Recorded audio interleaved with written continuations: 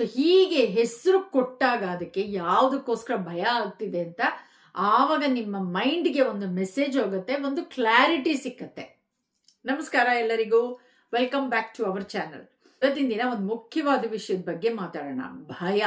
ಭಯ ಅನ್ನೋ ಟಾಪಿಕ್ ಬಗ್ಗೆ ಒಂದು ವಿಡಿಯೋ ಮಾಡಿ ಅಂತ ಹೇಳಿ ಸಬ್ಸ್ಕ್ರೈಬರ್ ಕೇಳಿದ್ರು. So thank you so much for your suggestion. ತುಂಬಾ ಜನಕ್ಕೆ ಭಯ ಅನ್ನೋದಿರತ್ತೆ. ಸಕ್ಸಸ್ಫುಲ್ ಆಗಿರ್ಲಿ, ಸಕ್ಸಸ್ಫುಲ್ ಇಲ್ಲದೆ ಇರ್ಲಿ, ಎಲ್ಲರಿಗೂ ಒಂದಲ್ಲ ಒಂದ್ಸಲ ಭಯ ಅನ್ನೋದು ಖಂಡಿತವಾಗ್ಲೂ ಬಂದಿರತ್ತೆ.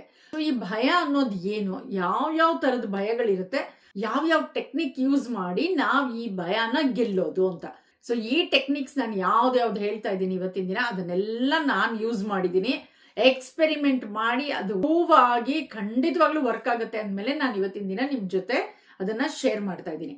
ನನಗೆ ಕಾರ್ ಓಡಿಸೋದು ಅಂದ್ರೆ ತುಂಬಾ ಭಯ. ಸ್ಟೇರಿಂಗ್ ವೀಲ್ ಇಟ್ಕೊಂಡ್ರೆ ಸಾಕು, ಎಲ್ಲಿ ಕಾರ್ ಮುಂದೆ ಹೊಟ್ಟೋಗ್ಬಿಡುತ್ತೋ ಅಂತ ಅಷ್ಟು ಹೆದರಿಕೆ. ಇನ್ನು ಸ್ಟಾರ್ಟೇ ಮಾಡಿರಲ್ಲ ಕಾರು, ಅಷ್ಟು ಭಯ. ಆದ್ರೆ ಈ ಟೆಕ್ನಿಕ್ಸ್ ಗಳನ್ನ ಯೂಸ್ ಮಾಡ್ಕೊಂಡು ಆ ಭಯನ ಗೆದ್ದು ನಾನು ಇವತ್ತಿನ ದಿನ ಡ್ರೈವಿಂಗ್ ಮಾಡ್ತಾ ಇದ್ದೀನಿ. ಆಮೇಲೆ ಎಂಜಾಯ್ ಮಾಡ್ತಾ ಇದ್ದೀನಿ ಡ್ರೈವಿಂಗ್. ಆ ಹೆದರಿಕೆಯಿಂದ ಹಿಂಗ್ ಕುತ್ಕೊಂಡು ಡ್ರೈವ್ ಮಾಡ್ತಾ ಇಲ್ಲ, ಆರಾಮಾಗಿ ಕುತ್ಕೊಂಡು ಡ್ರೈವ್ ಮಾಡ್ತಾ ಇದ್ದೀನಿ. ಸೊ ಸಾಕ್ಷಿಗಳು ಬೇಕಾದಷ್ಟಿದೆ. ನನ್ನ ಜೀವನದಲ್ಲಿ ನಾನು ತುಂಬಾ ಹೆದರ್ಕೊಳ್ತಾ ಇದ್ದೆ ಎಷ್ಟೋ ವಿಷಯಗಳಿಗೆ. ಸೊ ಈ ಟೆಕ್ನಿಕ್ಸ್ ನನಗೆ ಹೆಲ್ಪ್ ಮಾಡಿದೆ ಅಂತಂದ್ರೆ ಖಂಡಿತವಾಗ್ಲೂ ನಿಮ್ಮೆಲ್ಲರಿಗೂ ಕೂಡ ಈ ಟೆಕ್ನಿಕ್ಸ್ ತುಂಬಾ ಹೆಲ್ಪ್ ಆಗುತ್ತೆ. ಸೊ ಯಾರ್ಯಾರು ಭಯ ಅಂತ ಪಡ್ತೀರಾ ನೀವು, ಅವರೆಲ್ಲರಿಗೂ ಈ ಸಿಂಪಲ್ ಟೆಕ್ನಿಕ್ಸ್ ಗಳನ್ನ ಯೂಸ್ ಮಾಡಿ. ಎಲ್ಲಾ ಟೆಕ್ನಿಕ್ಸ್ ಯೂಸ್ ಮಾಡ್ಬೇಕು ಅಂತಿಲ್ಲ, ನಿಮಗೆ ಯಾವ್ದು ಇಷ್ಟ ಆಗುತ್ತೋ ಆ ಟೆಕ್ನಿಕ್ ಅನ್ನ ಯೂಸ್ ಮಾಡಿ. 1 ನಿಮಿಷಕ್ಕೆ ಯೋಚನೆ ಮಾಡಿ, ನಿಮ್ ಜೀವನದಲ್ಲಿ ಎಷ್ಟೆಲ್ಲ ಕನ್ಸಿದೆ. ನೀವೇನಾದ್ರೂ ಒಂದು ಹೊಸ ಬಿಸ್ನೆಸ್ ಸ್ಟಾರ್ಟ್ ಮಾಡ್ಬೇಕು ಅಂತ ಅನ್ಕೊಂಡಿದ್ದೀರಾ, ಒಂದು ಬೈಕ್ ಕಲಿಬೇಕು ಅಂತ ಇದ್ದೀರಾ, ಒಂದು ಕಾರ್ ಕಲಿಬೇಕು ಅಂತ ಇದ್ದೀರಾ, ಇಲ್ಲ ಒಂದು ಜಾಬ್ಗೆ ಅಪ್ಲೈ ಮಾಡ್ಬೇಕು ಅಂತಿದ್ದೀರಾ, ಇಲ್ಲ ಸ್ಟೇಜ್ ಮೇಲೆ ನಿಂತ್ಕೊಂಡು ಮಾತಾಡ್ಬೇಕು ಅಂತ ಇದ್ದೀರಾ, ಇಲ್ಲ ಆಫೀಸ್ ನಲ್ಲಿ ಒಂದು ಪ್ರೆಸೆಂಟೇಶನ್ ಕೊಡ್ಬೇಕಾಗಿದೆ ನಿಮಗೆ, ಅಥವಾ ಯಾರಿಗಾರು ಏನಾರು ಹೇಳ್ಬೇಕು ಅಂತ ಅನ್ಕೊಂಡಿದ್ದೀರಾ. ಅದೆಲ್ಲದ್ರಿಂದ ನಿಮ್ಗೆ ತುಂಬಾ ಭಯ ಆಗ್ತಾ ಇದೆ. ಈ ಭಯ ಯಾಕೆ ಶುರುವಾಗತ್ತೆ? ಅಕಸ್ಮಾತ್ ಜನ ಏನ್ ಅನ್ಕೊಂಡ್ಬಿಡ್ತಾರೆ, ನಾನು ಸೋತೋಗ್ಬಿಟ್ರೆ, ನನಗೆ ಯಾರಾದ್ರೂ ಇಲ್ಲ ಅನ್ಬಿಟ್ರೆ, ಏನಾದ್ರೂ ಹೆಚ್ಚು ಕಮ್ಮಿ ಆಗೋಗ್ಬಿಟ್ರೆ. ಸೊ ಈ ತರ ಗೊಂದಲಗಳಲ್ಲಿ ಸಿಕ್ಕಾಕೊಂಡು, ಸೊ ಎಷ್ಟೋ ಜನ ಅವ್ರ ಕನ್ಸುಗಳನ್ನ ಅಚೀವ್ ಮಾಡೋಕೆ ಅವ್ರಿಗೆ ಕೆಪಬಿಲಿಟಿ ಇದ್ರೂ ಕೂಡ ಅದನ್ನ ಈ ಭಯದಿಂದ ಒಂದ್ ಹೆಜ್ಜೆ ಧೈರ್ಯವಾಗಿ ಮುಂದೆ ಇಟ್ಟಿದ್ರೆ ಏನೆಲ್ಲ ಅಚೀವ್ ಮಾಡ್ಬೋದಲ್ವಾ ಅವ್ರುಗಳು. ಸೊ ನಿಮ್ಗೇನಾದ್ರು ಹೀಗಾಗಿದ್ಯಾ? ಹಾಗೇನಾದ್ರು ನಿಮ್ಗಾಗಿದೆ ಅಂತಂದ್ರೆ ಈ ವಿಡಿಯೋ ನಿಮ್ಗೋಸ್ಕರ. ಯಾಕೆ ಭಯ ಬರುತ್ತೆ, ಅದನ್ನ ನಾವ್ ಹೇಗೆ ಅರ್ಥ ಮಾಡ್ಕೊಳ್ಳೋದು, ಮತ್ತೆ ಅದನ್ನ ನಿಧಾನವಾಗಿ ಹೇಗೆ ಗೆಲ್ಲೋದು. ಭಯ ಅನ್ನೋದು ನಮ್ಮ ಶತ್ರು ಅಲ್ಲ. ತುಂಬಾ ಜನ ಏನ್ ಅನ್ಕೊಂಡ್ಬಿಡ್ತಾರೆ, ನನ್ಗೇನಾದ್ರು ಭಯ ಇದೆ ಅಂತ ಹೇಳ್ಬಿಟ್ರೆ ನಾನ್ ತುಂಬಾ ವೀಕ್ ಅನ್ಕೊಂಡ್ಬಿಡ್ತಾರೆ ಅಂತ ಅನ್ಕೋತಾರೆ. ಆದ್ರೆ ಅದ್ ನಿಜ ಅಲ್ಲ. ಭಯ ಅನ್ನೋದು ನಮ್ಮ ಮೈಂಡು ನಮ್ಮನ್ನ ಪ್ರೊಟೆಕ್ಟ್ ಮಾಡಕ್ಕೆ ಪ್ರಯತ್ನ ಪಡ್ತಾ ಇರುತ್ತೆ. ಸೊ ಅದು ಇಂಟರ್ವ್ಯೂಗೆ ಹೋಗೋದಿರ್ಬೋದು, ಸ್ಟೇಜ್ ಮೇಲೆ ನಿಂತ್ಕೊಂಡು ಮಾತಾಡೋದಿರ್ಬೋದು, ಇಲ್ಲ ಹೊಸ ಕೆಲ್ಸ ಶುರು ಮಾಡೋದಿರ್ಬೋದು, ಇಲ್ಲ ಕ್ಯಾಮೆರಾ ಮುಂದೆ ನಿಂತ್ಕೊಂಡು ಮಾತಾಡೋದಿರ್ಬೋದು. ಸೊ ಈ ಭಯ ಆದಾಗ ನಮ್ಮ ಬಾಡಿ ಯಾವ ತರ ರಿಯಾಕ್ಟ್ ಮಾಡುತ್ತೆ ನೀವು ಗಮನಿಸಿದ್ರೆ, ನಿಮ್ಮ ಎದೆ ತುಂಬಾ ಡವ ಅಂತ ಹೊಡ್ಕೊಳಕ್ ಶುರುವಾಗುತ್ತೆ, ಕೈ ಕಾಲೆಲ್ಲ ತುಂಬಾ ಸ್ವೆಟ್ ಆಗಕ್ ಶುರುವಾಗುತ್ತೆ, ಮಾತಾಡಕ್ಕೆ ಬರಲ್ಲ ನಿಮ್ಗೆ, ಕೈಕಾಲೆಲ್ಲ ನಡ್ಗಕ್ ಶುರುವಾಗುತ್ತೆ. ಸೊ ಇದೆಲ್ಲ ಈ ಬಾಡಿ ರಿಯಾಕ್ಷನ್ ಮಾಡೋದು ನಮ್ಮ ಮೈಂಡ್ಗೆ ಮೆಸೇಜ್ ಕಳ್ಸೋದಿಕ್ಕೆ, ಇವಾಗ ಏನೋ ಒಂದು ಡೇಂಜರ್ ಬರ್ತಾ ಇದೆ ಅಂತ. ಅದು ನಿಜವಾಗ್ಲೂ ಏನು ಡೇಂಜರ್ ಇಲ್ಲದೆ ಇರ್ಬೋದು. ನಮ್ಮ ಮನಸ್ಸು ಅದನ್ನ ಒಂದು ಸ್ಟೋರಿ ತರ ಬೆಳೆಸು ಇರ್ಬೋದು. ಒಬ್ರಿಗೆ ಫಸ್ಟ್ ಟೈಮ್ ಕಾರ್ ಓಡಿಸೋದಿರ್ಬೋದು, ಒಬ್ರಿಗೆ ಫಸ್ಟ್ ಟೈಮ್ ಬೈಕ್ ಓಡಿಸೋದಿರ್ಬೋದು, ಒಬ್ರಿಗೆ ಫಸ್ಟ್ ಟೈಮು ಸ್ಟೇಜ್ ಮೇಲೆ ನಿಂತ್ಕೊಂಡು ಮಾತಾಡೋದಿರ್ಬೋದು, ಇನ್ನೊಬ್ರಿಗೆ ಫಸ್ಟ್ ಟೈಮು ಬಿಸ್ನೆಸ್ ಸ್ಟಾರ್ಟ್ ಮಾಡೋದಿರ್ಬೋದು. ಯಾವಾಗ್ಲೂ ಫಸ್ಟ್ ಟೈಮ್ ಏನಾದ್ರು ಒಂದು ಸ್ಟಾರ್ಟ್ ಮಾಡುವಾಗ ತುಂಬಾ ಭಯ ಆಗುತ್ತೆ. ಭಯ ಏನೇ ಬೇರೆ ಬೇರೆ ಇದ್ರೂ ಕೂಡ ಅದರ ಮೂಲ ಒಂದೇನೆ, ಏನಾದ್ರೂ ತಪ್ಪಾಗ್ಬಿಟ್ರೆ ಅಂತ. ಯಾವಾಗ್ಲೂ ಅಷ್ಟೇ, ನಮ್ಮ ಮನ್ಸು ಯಾವಾಗ್ಲೂ ಕೆಟ್ಟದ್ದನ್ನೇ ಯೋಚನೆ ಮಾಡೋದು. ವರ್ಸ್ಟ್ ಕೇಸಲ್ಲಿ ಏನಾದ್ರು ಹಿಂಗಾದ್ರೆ ಅಂತ. ಸೊ ನೀವ್ ಅನ್ಕೊಳ್ಬಹುದು, ಏನಪ್ಪಾ ಸಕ್ಸಸ್ಫುಲ್ ಆಗಿರೋ ಜನಗಳಿಗೆ ಭಯ ಇರಲ್ವಾ ಅಂತ. ಖಂಡಿತವಾಗ್ಲೂ ಭಯ ಇರುತ್ತೆ. ಆದ್ರೆ ಏನ್ ವ್ಯತ್ಯಾಸ ಗೊತ್ತಾ, ಭಯ ಇದ್ರೂ ಕೂಡ ಅವರು ಅದನ್ನ ಓವರ್ಕಮ್ ಮಾಡಿ ಒಂದ್ ಹೆಜ್ಜೆ ಮುಂದೆ ಇಟ್ಟು ಆ ಭಯನ ಗೆಲ್ತಾರೆ. ಸೊ ಅದಕ್ಕೆ ಧೈರ್ಯ ಅಂತಾರೆ. ಧೈರ್ಯ ಅಂದ್ರೆ ಭಯ ಇಲ್ಲ ಅಂತಲ್ಲ, ಭಯ ಇದ್ರೂನು ಮುಂದೆ ಹೆಜ್ಜೆ ಇಡೋದು. ನಾವ್ ಯಾವ ಭಯಗಳನ್ನ ಅನುಭವಿಸ್ತೀವಿ ಅಂತ ಸ್ವಲ್ಪ ಯೋಚನೆ ಮಾಡಿ. ನಿಮ್ಗೆ ಯಾವ ಭಯ ಹೆಚ್ಚಿದೆ? ಜನ ಏನ್ ಅಂದ್ಕೊಂಡ್ಬಿಡ್ತಾರೆ ಅನ್ನೋ ಭಯ ಹೆಚ್ಚಿದ್ಯಾ, ಇಲ್ಲ ನಾನ್ ಸೋತ್ ಬಿಟ್ರೆ ಅನ್ನೋ ಭಯ ಇದೆಯಾ, ಹಣ ಕಳ್ಕೊಂಡ್ಬಿಟ್ರೆ, ಇಲ್ಲ ಯಾರನ್ನಾದ್ರೂ ಕಳ್ಕೊಂಡ್ಬಿಟ್ರೆ, ಅಥವಾ ಭವಿಷ್ಯದಲ್ಲಿ ಏನಾಗೋಗ್ಬಿಡತ್ತೆ ಅನ್ನೋ ಭಯನ? ನಿಮಗೆ ಯಾವ ಭಯ ಹೆಚ್ಚಿದೆ ಅನ್ನೋದನ್ನ ಕಾಮೆಂಟ್ ಸೆಕ್ಷನ್ ಅಲ್ಲಿ ಹಾಕಿ. ಸೊ ಸುಮಾರು ಟೆಕ್ನಿಕ್ಗಳಿದೆ ಈ ಭಯಗಳನ್ನೆಲ್ಲ ಹೋಗ್ಸೋದಿಕ್ಕೆ ಅಂತ. ಸಿಂಪಲ್ ಆಗಿರುವಂತ ಕೆಲವು ಟೆಕ್ನಿಕ್ಸ್ಗಳನ್ನ ನಾನು ಹೇಳ್ಕೊಡ್ತೀನಿ. ಯಾವ ಟೆಕ್ನಿಕ್ ಬೇಕಾದ್ರೂ ನೀವು ಯೂಸ್ ಮಾಡ್ಬೋದು. ಸೊ ಒಂದೇ ದಿನ ಈ ಟೆಕ್ನಿಕ್ ಅನ್ನ ಯೂಸ್ ಮಾಡ್ಬಿಟ್ಟು ನಾನು ಭಯ ಗೆಲ್ತೀನಿ ಅನ್ನೋದಾದ್ರೆ ಖಂಡಿತ ಸಾಧ್ಯ ಇಲ್ಲ. ಅಟ್ಲೀಸ್ಟ್ 21 ದಿನ ಆದ್ರೂ ನೀವು ಈ ಟೆಕ್ನಿಕ್ ಅನ್ನ ಯೂಸ್ ಮಾಡ್ಲೇಬೇಕು. ಆವಾಗ ನೀವು ನಿಮ್ಮೊಳಗಿಂದ ಚೇಂಜಸ್ ಆಗಕ್ ಶುರುವಾಗತ್ತೆ. ಆಮೇಲಿಂದ ನೀವು ಈಸಿಯಾಗಿ ನಿಮ್ ಭಯನ ಗೆಲ್ಬಹುದು. ಫಸ್ಟ್ ಟೆಕ್ನಿಕ್ ತುಂಬಾ ಸಿಂಪಲ್ ಆಗಿದೆ. ಇದನ್ನೇ ನಾನು ಫಸ್ಟ್ ಟೈಮ್ ಯೂಸ್ ಮಾಡಿದ್ದು ನನ್ನ ಭಯ ಹೋಗ್ಸೋಕೆ. ಇದು ತುಂಬಾ ಸಿಂಪಲ್ ಆದ್ರೂ ತುಂಬಾ ಪವರ್ಫುಲ್ ಆಗಿರುವಂತ ಟೆಕ್ನಿಕ್. ನನಗಂತೂ ಸೂಪರ್ ಆಗಿ ವರ್ಕ್ ಆಯ್ತು ಈ ಟೆಕ್ನಿಕ್. ನಾವು ಸಾಮಾನ್ಯವಾಗಿ ಏನ್ ಹೇಳ್ತೀವಿ, ನನಗ್ ಭಯ ಆಗ್ತಿದೆಪ್ಪ ಅಂತ ಹೇಳ್ತೀವಿ. ನನ್ನ ಎದೆ ಎಲ್ಲ ಡಗಡಗ ಅಂತಿದೆ, ಹೊಟ್ಟೆಲ್ಲ ಒಂಥರ ಆಗ್ತಾ ಇದೆ, ನನ್ಗೆ ಅಯ್ಯೋ ಬೆವರ್ತಾ ಇದ್ದೀನಿ ನಾನು ಅಂತ ಹೇಳ್ತೀವಲ್ವಾ ನಾವು. ಆದ್ರೆ ಸ್ವಲ್ಪ ಡೀಟೇಲ್ ಆಗಿ ಹೇಳಿ. ಇವಾಗ ಏನಾದ್ರು ನೀವು ಇಂಟರ್ವ್ಯೂಗೆ ಹೋಗ್ಬೇಕು ಅಂತ ಅನ್ಕೊಂಡಿದ್ದೀರಾ, ಅವಾಗ ನಿಮ್ಗೆ ಹೆದರಿಕೆ ಆಗ್ತಾ ಇದ್ದಂತೆ, ಅಯ್ಯೋ ನಾನೇನಾದ್ರು ಇಂಟರ್ವ್ಯೂನಲ್ಲಿ ಫೇಲ್ ಆಗ್ಬಿಟ್ರೆ ಅನ್ನೋ ಭಯ ಇದೆ ನನಗೆ. ನಾನಿವಾಗ ಡ್ರೈವಿಂಗ್ ಲೆಸನ್ಸ್ ತಗೊಂಡಿದ್ದೀನಿ, ಡ್ರೈವಿಂಗ್ ಎಕ್ಸಾಮ್ ಅಲ್ಲಿ ನಾನೇನಾದ್ರು ಫೇಲ್ ಆಗೋಗ್ಬಿಟ್ರೆ ಅಂತ ಭಯ ಆಗ್ತಿದೆ ನನ್ಗೆ ಜನ ನಕ್ಬಿಡ್ತಾರೆ ಅನ್ನೋ ಭಯ ಇದೆ, ನನಗೆ ಏನಾದ್ರು ರಿಜೆಕ್ಟ್ ಮಾಡ್ಬಿಡ್ತಾರೇನೋ ಅನ್ನೋ ಭಯ ಇದೆ, ಅಯ್ಯೋ ನಾನು ಫೇಲ್ ಆಗ್ಬಿಡ್ತೀನೇನೋ ಅನ್ನೋ ಭಯ ಇದೆ. ಸೊ ಹೀಗೆ ಹೆಸರು ಕೊಟ್ಟಾಗ ಅದಕ್ಕೆ ಯಾವ್ದಕ್ಕೋಸ್ಕರ ಭಯ ಆಗ್ತಿದೆ ಅಂತ ಆವಾಗ ನಿಮ್ಮ ಮೈಂಡ್ಗೆ ಒಂದು ಮೆಸೇಜ್ ಹೋಗುತ್ತೆ, ಒಂದು ಕ್ಲಾರಿಟಿ ಸಿಕ್ಕತ್ತೆ, ಮತ್ತೆ ತುಂಬಾ ಭಯ ಆಗೋದು ಸ್ವಲ್ಪ ಕಮ್ಮಿ ಆಗುತ್ತೆ. ಸೊ ನೀವು ಒಂದು ಪೇಪರ್ ತಗೊಳ್ಳಿ, ಒಂದು ಪೆನ್ ತಗೊಳ್ಳಿ, ನಿಮಗೆ ಯಾವ ಭಯ ಇದೆ ಅದನ್ನ ಬರೀರಿ. ಯಾತಕ್ಕೋಸ್ಕರ ಭಯ ಇದೆ ಅದನ್ನ ಬರೀರಿ. ಈ ಭಯ ನಿಜಾನ ಅಥವಾ ಬರೀ ನನ್ನ ಮನ್ಸಲ್ಲಿ ಮಾಡ್ಕೊಂಡಿರುವಂತ ಸ್ಟೋರಿನಾ ಅಂತ ಕೇಳಿ. ನೀವೇ ಆಶ್ಚರ್ಯ ಪಡ್ತೀರಾ, ಎಷ್ಟೋ ಸಲ ಈ ಭಯಗಳೆಲ್ಲ ನಮ್ಮ ಮನ್ಸಲ್ಲಿ ಆಗಿರುವಂತ ಊಹೆಗಳಷ್ಟೇ. ಇದ್ರಲ್ಲೇನೆ ನೀವು ಮೋಸ್ಟ್ ಆಫ್ ದ ಟೈಮ್ ನಿಮ್ ಭಯನ ಗೆದ್ಬಿಡ್ತೀರಾ. ಎರಡನೇ ಟೆಕ್ನಿಕ್ ಏನಂದ್ರೆ, ವರ್ಸ್ಟ್ ಕೇಸ್ ಸಿನಾರಿಯೋ ಏನಾಗುತ್ತೆ, ನಮ್ಮ ಭಯಕ್ಕೆ ಒಂದು ದೊಡ್ಡ ಕಾರಣ ಏನ್ ಗೊತ್ತಾ, ಒಂದ್ ಸಣ್ಣ ಸಾಸಿವೆ ಕಾಳು ಅಷ್ಟಿರತ್ತೆ, ಅದನ್ನ ಒಂದು ಬೆಟ್ಟದಷ್ಟು ದೊಡ್ಡದಾಗಿ ಕಲ್ಪನೆ ಮಾಡ್ಕೊಂಡ್ಬಿಡ್ತೀವಿ. ಹಾಗಾಗ್ಬಿಟ್ರೆ ಹೀಗಾಗ್ಬಿಟ್ರೆ ಅಂತ. ಸೊ ಎಕ್ಸಾಂಪಲ್, ನಾವೇನಾದ್ರು ಒಂದು ಹೊಸ ಕೆಲ್ಸಕ್ಕೆ ಅಪ್ಲೈ ಮಾಡ್ಬೇಕು ಅಂತ ಅನ್ಕೊಳ್ತೀವಿ ಅಂತ ಅನ್ಕೊಳ್ಳೋಣ. ಆದ್ರೆ ಮನ್ಸು ಏನ್ ಹೇಳಕ್ ಶುರು ಮಾಡುತ್ತೆ, ಅಯ್ಯೋ ನಾನೇನಾದ್ರು ಫೇಲ್ ಆಗೋಗ್ಬಿಟ್ರೆ, ನನ್ನನ್ನು ಸೆಲೆಕ್ಟ್ ಮಾಡದೆ ಹೋದ್ರೆ, ನನ್ನನ್ನು ರಿಜೆಕ್ಟ್ ಮಾಡ್ಬಿಟ್ರೆ, ನನಗಿಂತ ತುಂಬಾ ಓದಿರೋರೆಲ್ಲ ಅಪ್ಲಿಕೇಶನ್ಸ್ ಹಾಕಿದ್ರೆ ನನ್ನಿಂದ ಇದು ಆಗಲ್ಲ ಅಂತಂದ್ರೆ. ಸೊ ಇದಕ್ಕೆಲ್ಲ ಒಂದು ಸಣ್ಣ ಸೊಲ್ಯೂಷನ್ ಏನಂತಂದ್ರೆ, ನೀವೊಂದು ಪ್ರಶ್ನೆ ಕೇಳ್ಕೊಳ್ಳಿ, ಇದನ್ನ ನಾನು ಮಾಡೋದ್ರಿಂದ ಏನ್ ಕೆಟ್ಟದಾಗತ್ತಪ್ಪ ಅಂತ.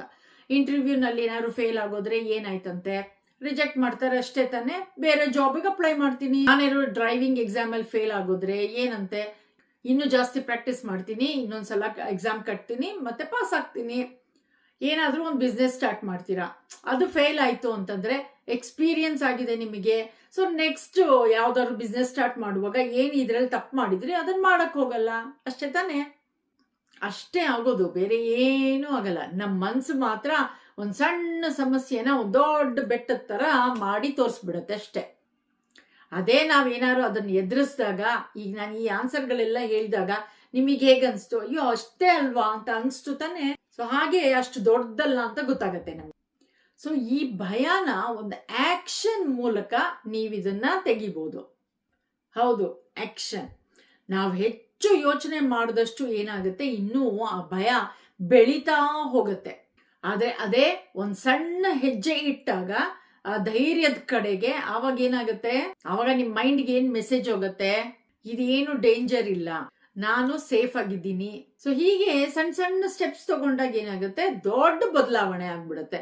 ಸೊ ನಿಮ್ಗೆ ಭಯ ಇತ್ತು ಅನ್ನೋದೇ ಕೂಡ ಮರ್ತೋಗತ್ತೆ ಇವಾಗ. By the way, thank you so much ಮೇಘನಾ ಮಂಜುನಾಥ್ ಅವರೇ, ಈ ನೆಕ್ಲೆಸ್ ಅನ್ನ ನೀವು ಗಿಫ್ಟ್ ಮಾಡಿದ್ದಕ್ಕೆ. ಇವತ್ತಿನ ದಿನ ಹಾಕೊಂಡಿದ್ದೀನಿ ನಾನು. Thank you so very much, it's so beautiful. Thank you. ನನಗೆ ಹಾಗೆ ಆಗಿದ್ದು, ಡ್ರೈವಿಂಗ್ ಮಾಡಕ್ ಶುರು ಮಾಡಿದಾಗ ಅಯ್ಯೋ ಇಷ್ಟೇನಾ ಡ್ರೈವಿಂಗ್ ಅಂತಂದ್ರೆ ನಾನು ಎಷ್ಟು ಹೆದರ್ಕೊಳ್ತಾ ಇದ್ನಲ್ಲಪ್ಪ ಅಂತ. ಸೊ ಹಂಗೆ ಅದು ಪ್ರಾಕ್ಟೀಸ್ ಮಾಡ್ತಾ ಮಾಡ್ತಾ ಧೈರ್ಯ ಬರಕ್ ಶುರುವಾಗ್ಬಿಡತ್ತೆ. ಸೊ 4ನೇ ಟೆಕ್ನಿಕ್ ಬ್ರೀತಿಂಗ್ ಟೆಕ್ನಿಕ್. ಇದು ತುಂಬಾ ಭಯ ಆದಾಗ, ನಿಮ್ ಎದೆ ಸಖತ್ ಡವ ಡವ ಡವ ಡವ ಅಂತ ಹೊಡ್ಕೋತಾ ಇದೆ, ಹೊಟ್ಟೆಲ್ಲ ಒಂಥರ ಗುಡುಗುಡು ಆಗ್ತಾ ಇದೆ ಅಂತಂದಾಗ ಈ ಟೆಕ್ನಿಕ್ ಅನ್ನು ಯೂಸ್ ಮಾಡಿ ತುಂಬಾ ಸಿಂಪಲ್ ಆಗಿ ಈಸಿಯಾಗಿ ಕೆಲಸ ಮಾಡಕ್ ಶುರು ಮಾಡುತ್ತೆ. ಸೊ ಯಾವಾಗ್ಲೂ ಭಯ ಆದಾಗ ನಮ್ಮ ಉಸಿರಾಟನೇ ಫಸ್ಟ್ ಚೇಂಜ್ ಆಗೋದು. ಢಗ ಢಗ ಢಗ ಢಗ ಅಂತ ಎದೆ ಹೊಡ್ಕೊಳಕ್ ಶುರುವಾಗತ್ತೆ. ಸೊ ಆವಾಗ ಏನ್ ಮಾಡಿ, ಬ್ರೀತ್ ಮಾಡಿ 4 ಸೆಕೆಂಡ್ಗೆ ನಿಧಾನವಾಗಿ ಉಸಿರೆಳಿರಿ, 4 ಸೆಕೆಂಡ್ ಹೋಲ್ಡ್ ಮಾಡಿ ಉಸಿರನ್ನ, ಆಮೇಲೆ 4 ಸೆಕೆಂಡ್ ನಿಧಾನಕ್ಕೆ ಉಸಿರು ಬಿಡಿ. ಸೊ ಈ ತರ ಒಂದು 10 ಸಲ ಉಸಿರಾಡ್ಬೇಕು. ಸೊ ನಿಮ್ಮ ಬಾಡಿಗೆ ಅವಾಗ ಮೆಸೇಜ್ ಹೋಗುತ್ತೆ, ನಾನು ಸುರಕ್ಷಿತವಾಗಿದ್ದೀನಿ, ನಾನು ಶಾಂತವಾಗಿದ್ದೀನಿ, ಏನು ಡೇಂಜರ್ ಇಲ್ಲ ಅಂತ. 5ನೇ ಟೆಕ್ನಿಕ್ EFT ಟ್ಯಾಪಿಂಗ್ ಅಂತ. ಸೊ ಇದ್ರ ಬಗ್ಗೆ ನಾನು ವಿಡಿಯೋ ಕೂಡ ಮಾಡಿದ್ದೀನಿ. ಇಂಟ್ರೆಸ್ಟ್ ಇತ್ತು ಅಂತಂದ್ರೆ ಆ ವಿಡಿಯೋ ಕೂಡ ನೀವು ನೋಡ್ಬೋದು. EFT ಟ್ಯಾಪಿಂಗ್ ತುಂಬಾ ಈಸಿ ಆಗಿದೆ, ತುಂಬಾ ಎಫೆಕ್ಟಿವ್ ಆಗಿದೆ ಈ ಟೆಕ್ನಿಕ್. ಸೊ ಇದು ನಮ್ಮ ಮನಸ್ಸೊಳಗಡೆ ಇರೋಂತ ಭಾವನೆಯನ್ನ ಗಮನಿಸ್ಬಿಟ್ಟು ಅದ್ರದ್ದು ತೀವ್ರತೆ ಇರುತ್ತೆ ಕಮ್ಮಿ ಮಾಡೋಕೆ ಸಹಾಯ ಮಾಡುವಂತ ಒಂದು ಅಭ್ಯಾಸ ಇದು. ನಾವು ಒಂದು ಸಣ್ಣ ಟ್ಯಾಪಿಂಗ್ ಮಾಡೋಣ. ನಿಮ್ಮ ಕೈಯಿನ ಬದಿಯ ಭಾಗವನ್ನು ನಿಧಾನವಾಗಿ ತಟ್ಟಬೇಕಾಯ್ತಾ. ಸೊ ನೀವೇನ್ ಹೇಳ್ಬೇಕು ಅಂತಂದ್ರೆ, ನನಗೆ ಈಗ ಭಯ ಇದೆ, ಆದ್ರೆ ನಾನು ನನ್ನನ್ನ ಒಪ್ಕೊಳ್ತೀನಿ ಅಂತ.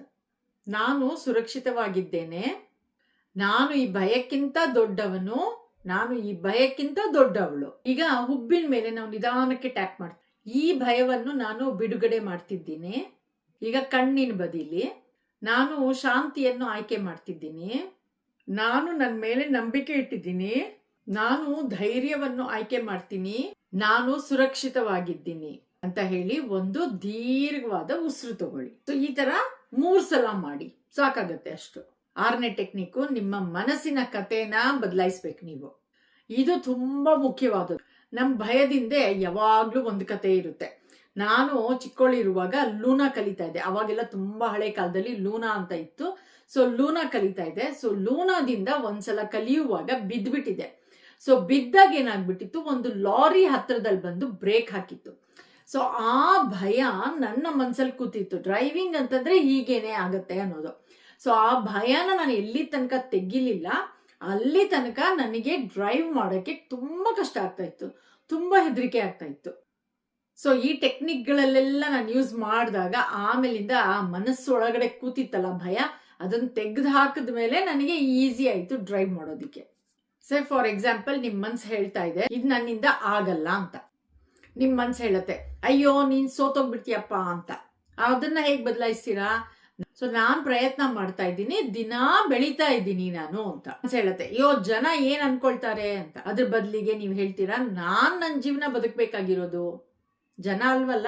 ನಾವು ದಿನವಿಡೀ ನಮ್ ಜೊತೆ ನಾವು ಮಾತಾಡ್ಕೊಳ್ತಾ ಇರ್ತೀವಲ್ವಾ, ಅದೇ ನಮ್ಮ ಆತ್ಮವಿಶ್ವಾಸನ ಬೆಳೆಸ್ತಾ ಇರುತ್ತೆ. ಸೊ ಒಂದು ಸ್ಮಾಲ್ ರಿಫ್ಲೆಕ್ಷನ್ ಎಕ್ಸಸೈಸ್ ಮಾಡೋಣ. ಈಗ 1 ನಿಮಿಷ ನಿಮ್ ಜೀವನದ ಬಗ್ಗೆ ಯೋಚಿಸಿ. ನೀವು ಬಹಳ ದಿನಗಳಿಂದ ಒಂದ್ ಕೆಲಸ ಮಾಡ್ಬೇಕು ಅಂತ ಅನ್ಕೊಳ್ತೀರಾ, ಆದ್ರೆ ಈ ಭಯದಿಂದ ನೀವು ಮಾಡ್ತಾ ಇಲ್ಲ. ಯಾವ್ದಪ್ಪ ಅದು? ಅದೇನು? ಒಂದ್ ಪೇಪರ್ನಲ್ಲಿ ಬರೀರಿ, ಆಮೇಲೆ ಅದ್ರ ಪಕ್ಕದಲ್ಲಿ ಬರೀರಿ, ಭಯನ ಹೋಗ್ಸೋಕ್ಕೋಸ್ಕರ ನಾನು ಮೊದಲನೇ ಹೆಜ್ಜೆ ಏನ್ ತಗೊಳ್ತೀನಿ ಅಂತ. ದೊಡ್ಡ ಚೇಂಜಸ್ ಆಗೋದು ಯಾವಾಗ್ಲೂ ಚಿಕ್ಕ ಹೆಜ್ಜೆಗಳಿಟ್ಟಾಗ್ಲೇನೆ.